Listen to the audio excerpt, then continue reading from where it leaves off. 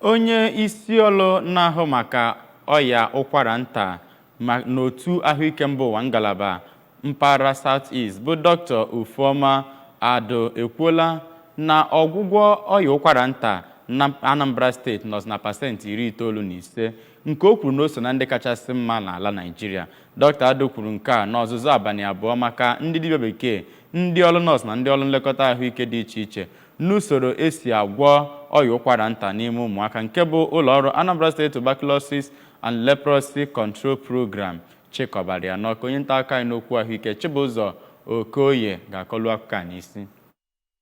Mgbe ọ na-enye nkụzi n'oge ya bụ mmemme ka dọkịta Adu mere ka amata na ha na-enye aka iji kụziere ndị ọrụ ahụike ihe ha kwesịrị ịma n'ịchọpụta ya bụ ọrịa ụkwara nta na ụmụntakịrị ma mee ka o doo anya na Anambra na-eme ọfụma n'ịchọpụta ya bụ ọrịa ụkwara nta nke o kwuru na ọ nọ n'ogo pasentị 95 mana kwazi arịrị na Anambra anaghị emecha otu o kwesịrị n'ịchọpụta ya bụ ụkwara nta na ụmụntakịrị. Ya bụ onye WHO kenere gọọmenti Anambra steeti maka ịchịkọba ya bụ mmemme nke o kwuru na ọ bụ isi sekpụ ntị n'ịchọpụta ụkwara nta na ụmụaka ma gwazie ndị ahụ bịara ya bụ ihe nkụzi ka ha nachie azụ na ogige ụlọ ahụike ha dị iche iche na-enene ụmụaka ka ha mara ma ha nwere ihe ndị ahụ na-ebute ọrịa ụkwara nta nke dịka ịba a na-amaghị ebe o si, okpofu n'abalị, ịkwakwa ụkwara izuụka na-abụọ na-akwụsị akwụsị na ihe ndị ọzọ. N'oge nkụzi nke ya ka dọkịta Ifeoma Njelita onye si ngalaba Community Medicine na mahadum Chukwuemeka Odumegwu Ojukwu Teaching Hospital dị n'Awka mere ka amata na ya bụ mmemme bụ iji kụziere ndị ahụ na-afụ maka ọrịa ụkwara nta na ogige ụlọ ahụike dị iche iche na steeti a ihe ha kwesịrị ịma gbasara ya bụ ụkwara nta na ụmụntakịrị. Dọkịta Njelita mere ka amata na ndị na-anara ọgwụ ụkwara nta na steeti a bụ ndị okenye mana ndị okenye ahụ nwekwara ụmụntakịrị nke nwere ike imezi na ụmụntakịrị ahụ ga-eburu ya bụ ọrịa ụkwara nta na-amaghị ama. Dịka o si mee ka mata ya bụ nkụzi